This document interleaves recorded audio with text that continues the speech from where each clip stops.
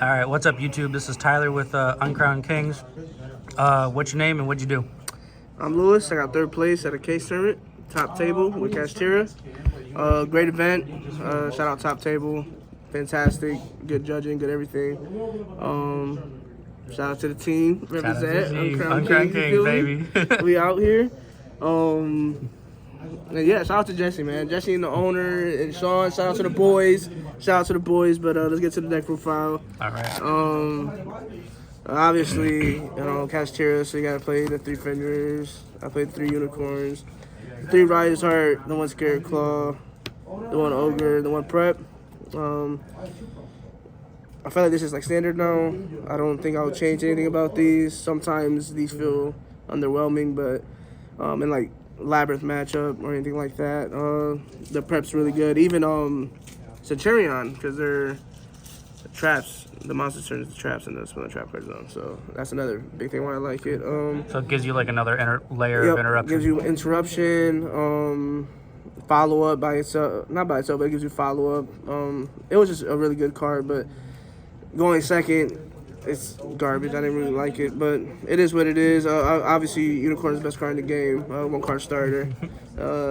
Love to see it. And then obviously, we got the planet with a terraformer, so 4th planet. Best card in the deck, Birth. I can't say enough about this card. This card just being able to revive your cash from banish or grave, and then being able just to banish it with like a Rise Heart, and then banishing this still to get this back so you can play under draw. Like, the deck was very consistent. I wasn't really afraid of no hand traps, to be honest with you, at all. The deck performed a lot better than I thought. It has consistency issues sometimes, I'm not gonna lie, but if you can draw good, you ain't gonna have no problems. Cause I don't trust the deck. So because I don't trust the deck and I don't need my extra deck. Exactly. So just 3 pros. Hey, the boy. D-shifter deck, yes sir. How many people you hit with this today? I'm not gonna lie to you. I activated twice. It was the one time it worked, but then I lost the match, so it didn't really matter. Thanks to this guy right here. But yeah, no, this card, it's D-shifter. Can't say much. It wins you games, so you got to play it. Then 3 Ash, obviously. I played double Mourner with double Bell. These cards were amazing today. Just being able to play under the D-shifter. All these cards can play under the D-shifter. So any combination of like a shifter and any of these cards is always good. Your opponent's probably not going to play that turn. You probably stalled them out. And the morning show, it's on either player's turn, right? Yeah, this is on either player's turn, so that came up a couple times. The Bell, you got Fire Kings running around. You got a lot of stupid stuff running around, so Bell was actually huge. Actually, against a lab matchup, yeah, I had Ash and Bell. Sorry, Nana. He's just not playing. Sorry, Nana. And then the 2 Drows and the 3 end perms. Drows are actually insane in the main. No one here for some reason expected it. I actually got someone was wondering why I made deck Drow, but I mean, Drow beats like majority of the decks. If you can resolve a Drow, like they're most likely about to end turn or put up an SP. And that's nothing for this deck. Summon Fender and run over the SP, good game. So and Imperm is Imperm. Just being able to play around like Thrust and the talents, it was good. So that's the main. It was 40 cards. To the extra deck, of course, the one Barone.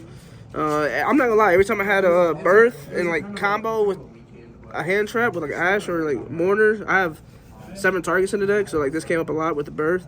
Just being able to summon a Kashtira, normal summon the activate Birth, summon the Barone, and then combo with a Barone. So it's like, yeah, that was pretty strong. Well, I feel like, I mean, it just like from playing today, like Barone plus like Fenrir is like really good. It's really like good. Really hard to also break. Barone with SP is really good. Yeah, which came up a couple times. So like, yeah, it's really good actually. So one Typhon, I summoned it once, but it wasn't relevant. Unfortunately, Chaos Angel. What's up with Chaos Angel against you? Chaos Angel's pretty good against me. And then the one Zeus, the broken card. We got Flare Metal for time. This is actually one of the best cards in the extra deck. I might up this up to 2, honestly. Just being able in the grind to banish Theosis and get whatever you want back, which is really huge. Combo, yes sir. I'm gonna just this card. We'll just show you those cards later. But that's the combo. This is the best card in the extra deck for sure. That's combo. Just wanted this. It never really came up. I actually think I never summoned this card. So. Yeah, I never summoned that card. It doesn't seem like it's ever beneficial to summon it anymore. No, I mean, you have to overextend, and when you overextend, you're pushing yourself to like lose to a nib even harder. Mm-hmm. But I do play another card in my extra deck that helps with setting this up where you don't lose to like a nib. You play the big guy. I mean, taking your opponent's card and using it.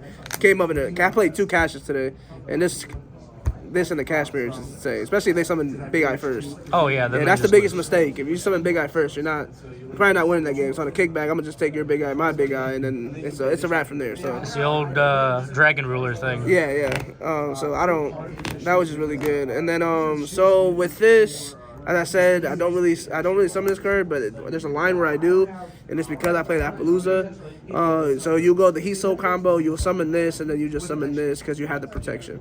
And it's really strong, especially if the planet, because then you have a banish, you have a pop, and then you have 2 negates with Apple. So that was really good. And people are usually starting to wait to nib you. They're thinking that you're not gonna be able to stop the nib because usually you won't be able to. So I cut the access code that play Apple, and Apple it came up once and it did its job. Of course, you got the IP, and you got the SP, and then you got the combo. This is insane. I literally did it every single game that I could have. Even like under Shifter, you could just go the Draco Sack, put one of them into use the Draco Sack and a token to make IP, and then use the other token to make Link, and then you can summon the Heatsoul because you have a Cyber's Earth and you have a Cyber's Dark. So even under Shifter, you're still able to do the Heatsoul line. That's actually pretty disgusting. Yeah, it was really good today. Yeah. So that's it. That's 15 in this in the extra. Then we got the side. So I was playing Nib. I took the Nibs out to play Lava Golem. There was Nib was giving a token on my side of the field, which really wasn't ideal. Half the time I had to run Nib into like the token, and it wasn't working for me all that well. So I cut the Nibs out. I played Lava Golem. It was the best decision I've made because this card literally just says, I don't care how many negates you have. Like I'm gonna take care of something. So and I like that. I like that I can take care of something. And then if you just combo on top of having this, it's good. It's this and like Unicorn is insane. So well, and like it can be your 6th card. Right. Like we were talking about. Exactly. We was talking about that. It could be a 6th card. Oh, not only that, you can Lava Golem, okay, and then you pass your turn, and you have a Fenrir face up. This has to activate the standby phase. Yeah.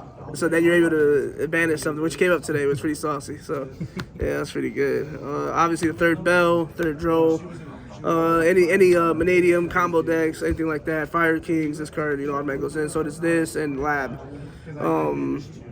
There's not really much I have to say about these cards. These cards are really good. Bell's becoming a really good hand trap card in this format.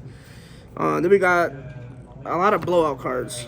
So we played, I don't like back row decks. I'm not gonna lie to you.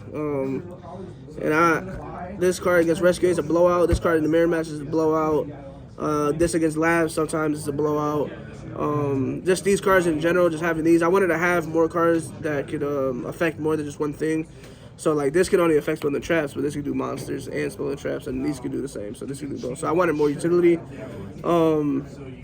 Plus going second, your deck's already good. So just 6 strong cards going second was huge. Even though I feel like I did miss talents, but it wasn't that huge. Then we got our going first cards, which is 3 Solemn Judgments and 2 anti-spells.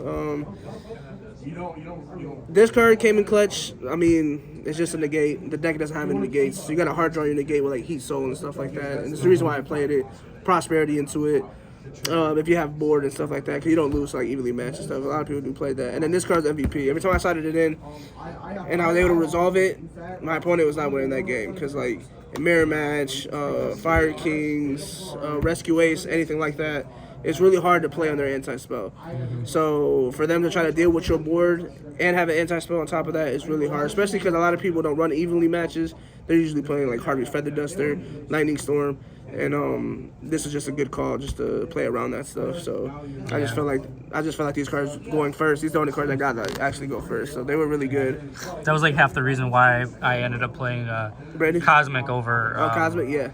like quick effects, and then 2 Panker Traps for like that reason. Yep, So. yep. So you were ready. Nobody else was. Nobody else was. But yeah, it was a great tournament. I feel like Kashtira has a lot of promise, especially going into the next format. I mean, it's the best D-shifter deck. And the Heatsoul line honestly gave this deck a lot of oomph. I mean, just being able to draw into like a Bell or Ash or anything like that. Just drawing 2 hand trap off of Heatsoul is insane. So the deck really performed well. I won first place Wednesday here, and then I got third place today. So, and I just picked up the deck maybe Tuesday? It was like Tuesday or Monday. I got it off Nevin. No, I got it Wednesday, the same day. Yeah. So the deck performed really well. Can't complain about it. Got me third place. So. Cool. Thanks, Lewis. No problem.